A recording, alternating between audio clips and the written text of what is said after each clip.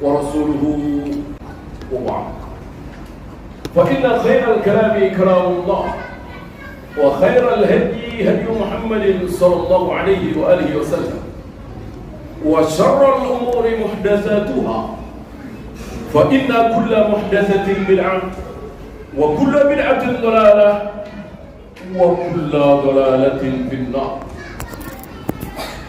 Jamaah azzakumullah. Ada dua golongan. Yang satu ketakutan, yang satu merasa aman. Yang satu dia betul-betul memohon pertolongan kepada Allah, tidak merasa aman terhadap dirinya. Siapa dia? Para nabi, para rasul, para sahabat ridwanullah alaihim jami'an. Adakah di antara mereka merasa aman dari azab Allah, dari murka Allah, dari makar Allah? Tidak. Tidak. Bandingkan dengan kelompok kedua, dia merasa aman. Bahkan ketika diancam dengan neraka, dia hanya mengatakan ayyamam ma'dudat. Betul, betul kami akan disiksa di neraka, betul, tapi nggak lama. Berapa? Seminggu. Seminggu saja kami disiksa di neraka. Selebihnya akan digantikan oleh mereka ini. Antum tahu siapa yang ditunjuk? Nabi dan para sahabat. Ditunjuk oleh kelompok kedua ini. Antum tahu siapa kelompok dua? Al-Yahud. Al-Yahud. Mereka merasa aman dari ancaman Allah, mereka merasa aman. Disinilah maka haram bagi kita untuk merasa aman. Saya sudah sholat 5 waktu dengan berjamaah, saya jauh dari dosa, saya sudah mengamalkan sunnah-sunnah Nabi, saya sudah bertauhid, saya sudah lalu merasa aman, lalu tidak merengek. Antum tahu siapa yang pernah merengek? Supaya jangan sampai bernasib menyembah berhala. Wajnubni wa baniya an na'budal asnam. Jauhkanlah aku dan anak keturunanku ya Allah dari menyembah berhala. Jangan sampai aku dan anak keturunanku menyembah berhala ya Allah. Merengek siapa? Manusia termulia nomor 2, Ibrahim alaihi salatu wassalam, tidak merasa aman, masih memohon merengek kepada Allah. Jangan sampai tidak dilindungi, jangan sampai bernasib seperti orang-orang itu menyembah berhala. Bagaimana kita yang tidak ada apa-apanya dengan Nabi Ibrahim kemudian merasa aman? Cuman gara-gara setiap kali terdengar azan kita ke masjid, setiap kali ada waktu kita baca Al-Quran, setiap kali ada orang kesusahan kita tolong, lalu kita merasa aman. Seolah surga di hadapan kita, seolah neraka nggak mungkin mengancam kita.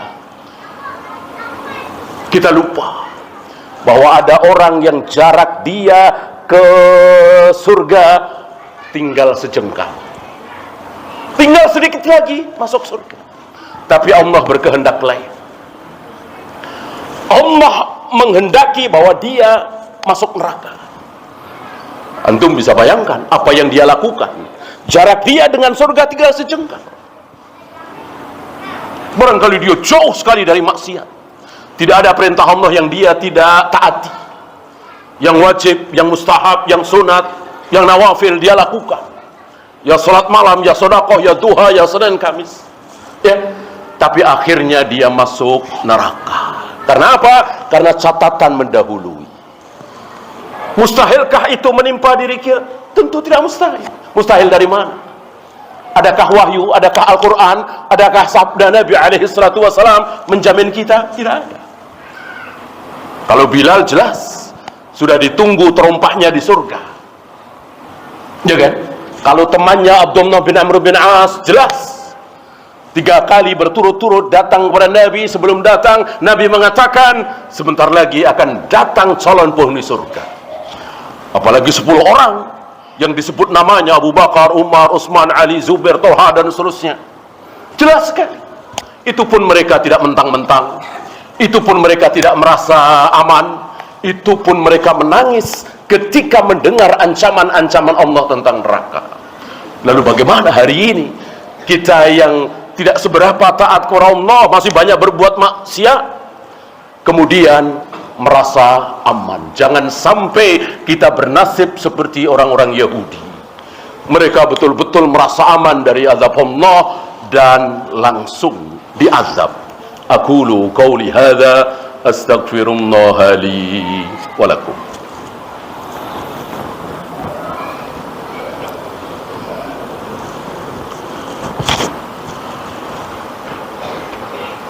Alhamdulillah hamdan katsiran tayyiban mubarakan fih kama yuhibbu rabbuna wa yarda.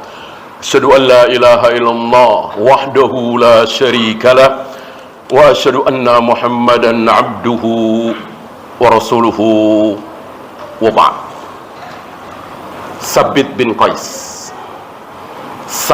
Qais, dia ketakutan luar biasa ketika turun ayat la tarfa'u aswatakum fawqa sautin nabi. Jangan kalian meninggikan suara di atas suara Nabi. Kebetulan Sabit bin Qais ini kalau bicara tidak bisa pelan.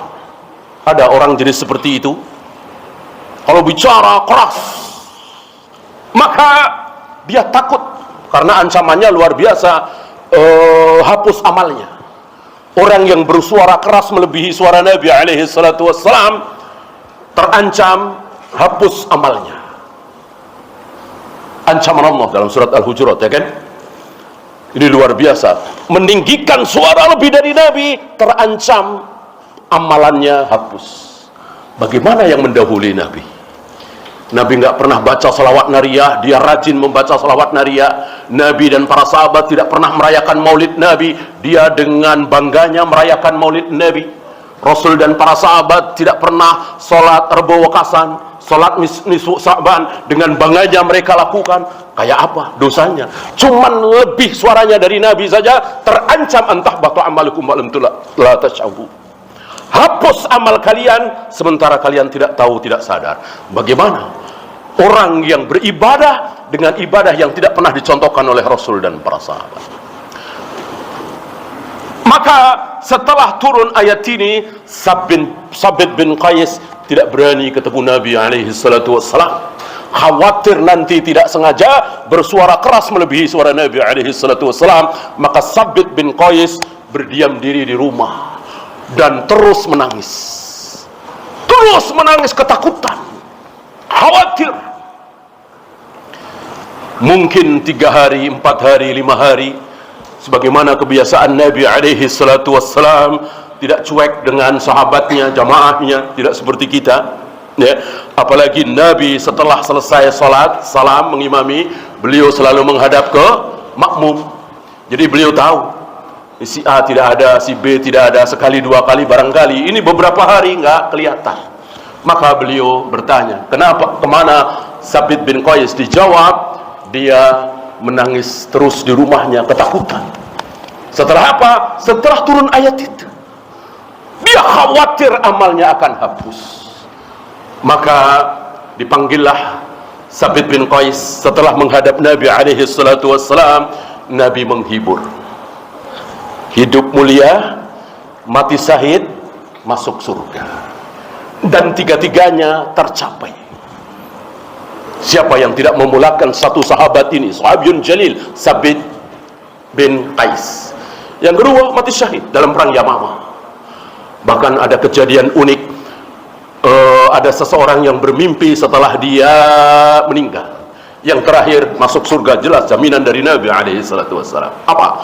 Orang yang ketakutan seperti ini, orang yang merasa takut, justru Allah bikin aman. Sebaliknya, orang yang merasa aman, Allah bikin azab yang luar biasa. Antum tahu hidupnya Abu Jahal, hidupnya Abu Lahab, hidupnya Fir'aun, tenang, nyaman.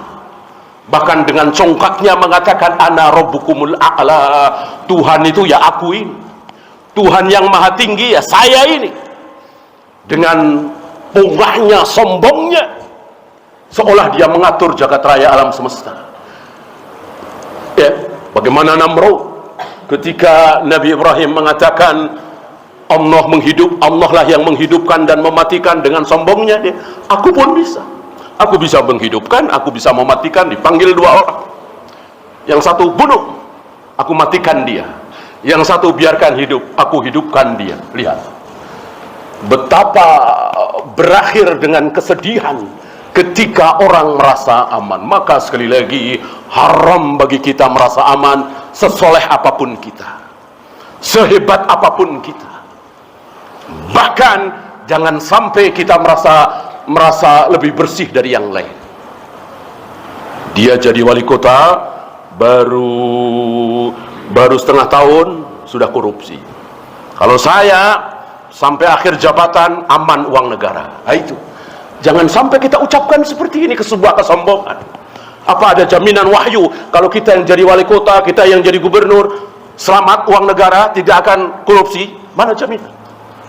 Justru orang soleh dicontohkan pertama kali oleh Nabi alaihi salatu wassalam ketika mendengar saudaranya melakukan sebuah kebaikan, belum tentu kita bisa mengikuti. Ketika ada saudaranya yang melakukan keburukan, belum tentu kita selamat. Manusia termulia di jagat raya alam semesta Nabi Muhammad alaihi salatu wassalam ketika sakit hati setelah perang Hunain, dikatakan tidak adil karena memang ada yang diberi banyak, ada yang diberi sedang, ada yang diberi sedikit, ada yang tidak diberi. Maka sampai ke telinga beliau, Muhammad tidak adil. Sakit hati beliau, langsung buru-buru beliau ingat Nabi Musa rahimahullahu Musa, qad udhiya bi aktsara min hadza fasabara. Semoga Allah merahmati Nabi Musa. Nabi Musa disakiti oleh umatnya lebih sakit dari aku ini, tapi beliau sabar. Mosok saya cuma segini nggak sabar? Betapa beliau merendah di hadapan Nabi Musa alaihi salatu wassalam. Ada syubhat yang mengatakan Nabi Ibrahim ragu dengan kebangkitan. Kenapa? Karena